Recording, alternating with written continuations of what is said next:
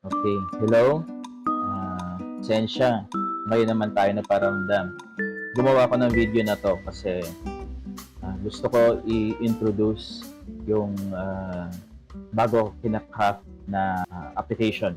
Tawag dito is Zap. Yun. Ano ba itong Zap? Ito siya po siya. Kung naalala nyo, meron tayong dati ginagamit na ZipGrade emulator. Actually, Zap is ZipGrade to. So, kung yung acronym niya is ZipGrade Automated Processor. Yan. Kung gumagamit kayo dati ng emulator, kasi parang balita ko, meron pang iba or yung hindi man school as buo, may mga kilala tayo na gumagamit ng lumang version na yun. Again, ZipGrade lang po, limited only for ZipGrade users. Disclaimer, hindi ako promoter ng or marketing ng ZipGrade. Kung familiar ko sa ZipGrade, mobile-based app na grading system.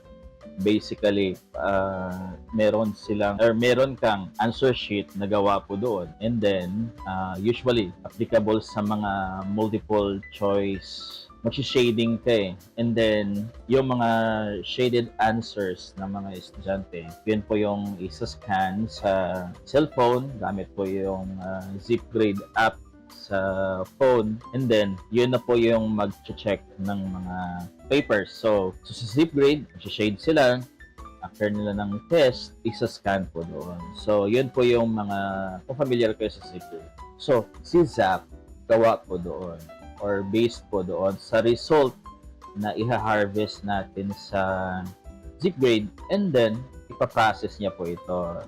So, bakit po siya ginawa yung Zap or yung ZipGrade Automated Processor? Kasi meron tayo kung as teachers, hindi tayo natuturo, nag-keep din tayo at nagsusort ng mga data. May nire-required na mga forms na kailangan nating ipakita. At isa sa mga medyo madugo kasi yung tinatawag na frequencies, mga item analysis. Kung sa division nyo po, meron po yun.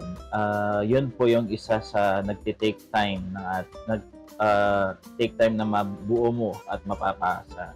So, dito po sa Zap, tinatry natin na mapaliit yung MB, pero nakakagawa siya ng mga complicated na mga task, lalo na sa pag-harvest ng mga data. So, tingnan lang po natin yung environment. So, ito po yung Zap. At yun. Ito po yung kanyang interface. So mamaya i-discuss natin po yan. Kasi hindi po ito magiging successful yung kanya pong process kapag doon mismo po sa ZipGrade ay wala tayong sistema. Unahin ko lang po, quick run kung ano po yung mga kailangan natin dito. Unahin mo natin yung process flow. Okay, una, kailangan po mag-subscribe ng ZipGrade. Kung sa classroom mo lang ginagamit, sa free account, meron ka lang pong 100 papers each month. So, magagamit mo naman siya.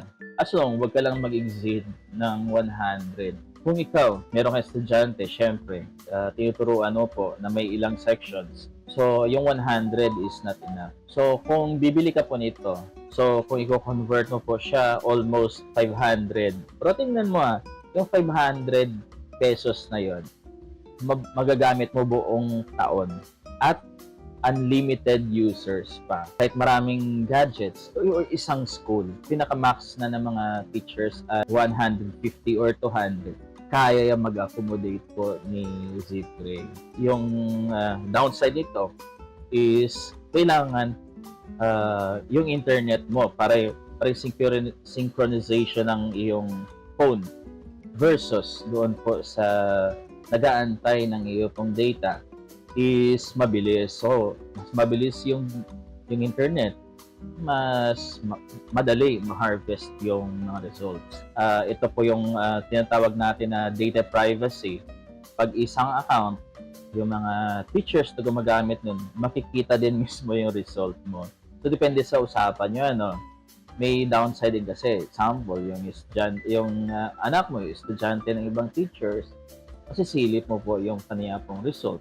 Tinatawag na depende sa inyo. Pwede po sa isang department o sabihin natin sa isang grade, magsasubscribe sila, depende po sa inyo pong pag-usapan. Pero, sulit naman. 500, biruin mo. 500 pesos, affordable lang talaga. Punta po tayo. Ano po kailangan mo ihanda? Again, disclaimer, hindi ka po pwede kasi gamitin yung amin pong account na subscribe kasi may mga data doon at hindi ko pwede ipakita yung sa school namin po na data. So, i-enroll mo natin mga estudyante. So, para ma-enroll natin estudyante, di ba, kailangan mo ng data nila. So, isa na po dyan, ikaw ba, pag tinanong kita ito, mag-a-add ka ng student, may hinahanap.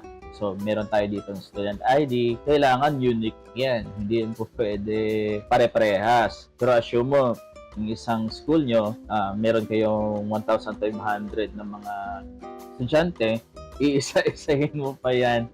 Nako, or ikaw yung, advisor, may 25 ka na estudyante, 30, madugo pa rin yan pag iyo pong i-encode. Mag-error ka sa typing. O yun. O yung mga data, pag binanual mo, syempre, napapagod ka din. So, hassle. Pero, may solution tayo dyan. So, kailangan natin ng SF1. So, yun po yun. I-extract natin yung data ng SF1 doon po sa, at ilalagay natin dito. Pero ito may din. Buti may dinevelop tayo dito na tinatawag ko pong SF1 Vault. So, ito po yung SF1 Vault. Yan. Ano po itong ginagawa ng SF1 Vault? I-blur ko lang po ito kasi may mga data ng estudyante. Anong ginagawa ng SF1 Vault? I-convert niya yung SF1 para po maintindihan ng zip grade. Sabihin ko, nagtuturo ako 4 na section sa isang grade. So, ito po, yung button, i-click mo lang po yan, import SF1, and then, hanapin mo yung SF1 na iyo pong ilalagay. Okay. So, i-blurred ko rin din po So, isa, yun. May lumabas ka agad, and then, tingnan nyo. Yung kanya pong data nagbago. Ito po yung ating i-extract para po ilagay doon sa zip rate. So, next, export natin as CSV. Doon ko na lang po ilalagay po sa folder. Ako kasi mas maano nito pag sa isang folder lang, hindi kalat-kalat. So, tingnan nyo kaagad, automatic yung name ng grade and section naka-type na kaagad para sa iyo. Galing lang yan sa SF1 Isang section, pangalawang section. O yun, tingnan nyo. Export to CSV. Next section.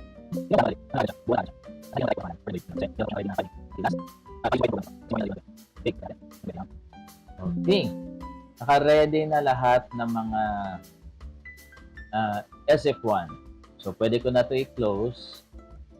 And then, anong next? Di ba i-enroll natin sa ZipGrade? So, punta tayo ng ZipGrade, import natin dito po sa site. Click mo lang po itong import students. O, again na po kung dito po kayo sa simula, syempre, kailangan mo mag-login. Pag nag-login ka na, ito yung interface na lalabas. Punta ka po ng students. And then, import students from CSV. So, ito yan. Diba? Familiar kayo sa iba dito. So, choose file. Hanapin ko po yung extracted ko. So, ito po yun. Yan. Ilalagay ko po siya. Check ko po yung header. Has header. Okay. Tingnan nyo. Yun.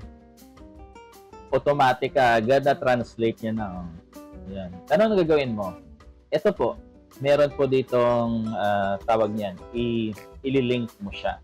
Or kailangan mo po ng i-connect yung mga data doon sa kailangan po yung column na yon ay intended kung ano yung hinihingi niya.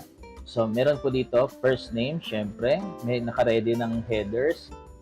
Hanapin mo po first name. So, last name is last name. ZipGrade ID. Ano yung ZipGrade ID? Ay, hindi ko pala na-discuss. Si ZipGrade ID hanggang 10 yung kanya pong maximum lang.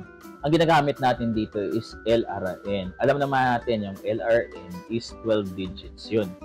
So, yun ang ginamit ko na number extracted doon po sa SF1. Kasi kailangan natin ng unique na number na hindi po na ma-identify yung estudyante na yun talaga yun. Need po ito sa ZAP.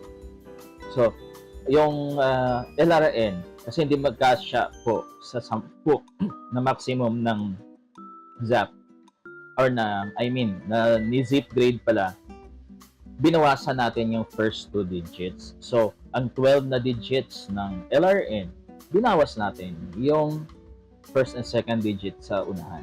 Yun po ang gagamitin natin zip grade ID. Dito mo makikita nyo sa gilid. 10 lang yan. And then, external reference, which is male and female po yung external reference natin dito. And then, yung class name at section. So, click nyo po itong place students into class by imported field. And then, may lumabas po isang field. So, pipiliin natin class. Okay. So, yan po. Class po siya. And then, click next.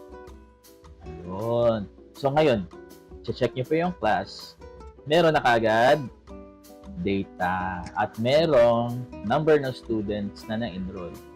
So, same with lahat ng section, buong school, pwede niya po i-hold or bigyan po ng enrollment bawat estudyante. So, students again, lahat po ipapasok na natin. So, import again, choose file. So, next po na klase, ganoon din po. Sundin lang po natin yung workflow. So, grade ID, reference, external reference, place students into class, and then class. Okay, next. Pangalawang klase. Next po, pangatlong klase. Same, students. Import natin. Community. Sorry. Webinar ko lang po kasi po, bawal. Hindi natin pwede pakita. External reference. Ang pinapakita natin dito yung workflow. Okay, ang klase na 3. Okay, next. Okay, load. Recipient ID, external reference. So, yun na. Meron na po akong 4 na section sa isang grade. By the way, grade 6 po ito ha. Okay, na-enroll ko na. Anong next? Next po is gagawa ka ng answer sheet. By the way, gagawa tayo ng ibang video doon kasi medyo matagal yun eh. At ang ginagamit namin dito is customized.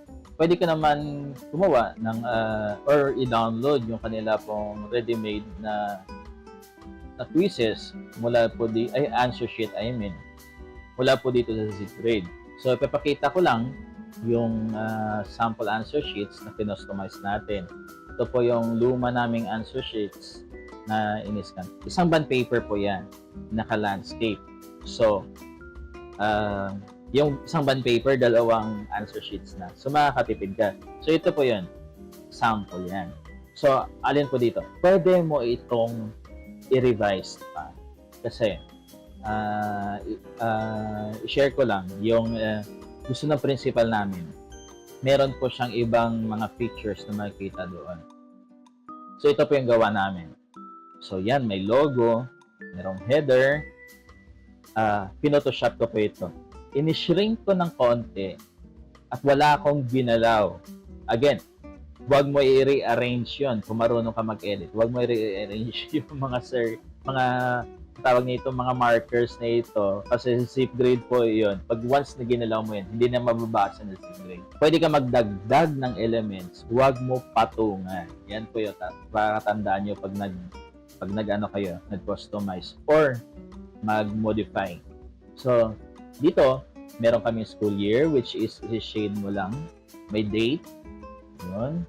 May grading, para malaman natin kung anong grading yun. Score. Though, yung iba kasi, gusto nila po makita yung na-check na score. Eto, tingnan nyo. Ay, sir, di ba sabi mo, 10 lang yung pwede po doon sa zip grade. Yes po. Sample lang. Pero, inedit ko po ito sa Photoshop. Nagdagdag ako ng isang or dalawang column sa unahan. Again, baka hindi mabasa ng ZipGrade. Atin mababasa po yan. Kasi po nagdagdag tayo, hindi tayo nagbawas. So, ito po yung part na ito na dinugtong ko sa unahan. Para yung mga bata, masanay sila na mag-shade ng buo nila pong LRN. Kasi habang buhay nila magagamit ito eh. So, kailangan memorize nilang LRN nila. So, kaya po, 12 po yan. Pero actually, 10 lang dyan ang binabasa po ni ZipGrade. And then, sa baba, meron parents remarks, etc. Date of receipt, kung kailan po natanggap ng magulang. Again, pwede signature lang ng signature lang ng teacher, and then, parent signature. So, yun po yun. Modified na answer sheet. Okay. So, assume na natin na nakapag-answer na yung mga bata. Nakapag-shade na sila, ngayon si teacher, mag-check na. So, alam na natin, gamit po yung smartphone, mag-download kayo po doon ng ZipGrade app. And then, sa ZipGrade app, nandoon po, may maglalagay ka ng answer keys. Tapos, ibang usapan naman po yun. So, answer keys, and then, yun po yung students, yung answer, yung test na i-enroll mo doon, ilalagay mo doon yung number ng answer sheet. So, naka-indicate naman po dito sa gilid. So, yun po yung answer sheet mo. Number po yan. Na, kumbaga, yun yung ID ng answer sheet na yun. Para matanggap niya or maging valid yung ini-scan niya po na answer sheet. So, assume natin, yung mga estudyante nakapag-answer na, tapos na yung exam. So, si teacher, mag-i-scan na. Isa sa problema po ng pag-scan ng answer sheets ay meron doon pong tinatawag na parang image instead na pangalan. Kasi pag tama po yung shading ng bata at nabasa po yun ni ZipGrade, ang kanya pong tendency po nun, pangalan niya po at score ang lalabas. Pero, instead, ang lalabas po, image lang. Doon po sa name, yan. Hindi ko na po ipapakita. Pero meron po doon na name lang po yung naka-indicate. Kasi may maraming factor. Pwede po na hindi na shade na maayos. Pwede po na malabo yung pagkaka-shade, iba yung pagkaka-translate po ng ZipGrade. At hindi niya talaga shinildan. Yan, nakalimutan niya or hindi niya memorize yung kanya pong LRN. So, again, pwede po yung masolusyonan. So, ang ginagawa lang po doon, i-click mo yung image na iyon, and then, hanapin mo po yung change student. Doon sa change student, may search name po doon. Isa-search mo yung pangalan niya, lalabas doon. Kung ang bata naka-enroll, may mga option doon, apelido man o first name, nung iyo pong hahanapin, ma-identify niya po kaagad. Gagawa tayo ng video patungkol po dyan sa sunod. So, assume na natin, lahat po nagawa na. Nakapag-exam yung estudyante, na-checkan mo na, lahat ng mga data na ayos na. So, this time, i-extract mo ngayon yung iyo pong data ng test. So, open ko po yon, and then, extract natin. Dito po wala pong kasi gawa-gawa ko lang po ito. So, need natin extract yung data. Dito po again, walang estudyante kasi hindi po pwede pakita natin yung kanilang pangalan, kanilang data, kasi privacy po yun.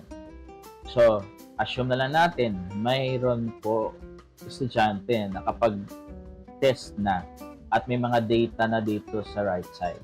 So, para ma-extract natin yan, ito po yung kailangan natin. Si Zap na ngayon ang atin pong bibigyan po ng data.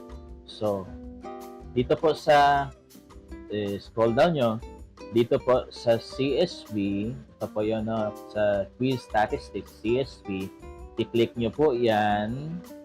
And then, ito po, pakita na full format. Kailangan po full format yung previous format. Kumbaga, yan po lang yung ginawan ko po ng extractor. Pag iba po yung pinili nyo, hindi yan mababasa. So, pakitandaan ha, full format, previous format. Yun. And then, once na ma-download po yun, pupunta po yun sa inyo downloaded. Ayan. Dito na po yung mga test file. Inipon ko po sa isa lang po na folder. So, again, nirename ko po ito kasi privacy din po. At mamaya po ipapakita natin is blurred na.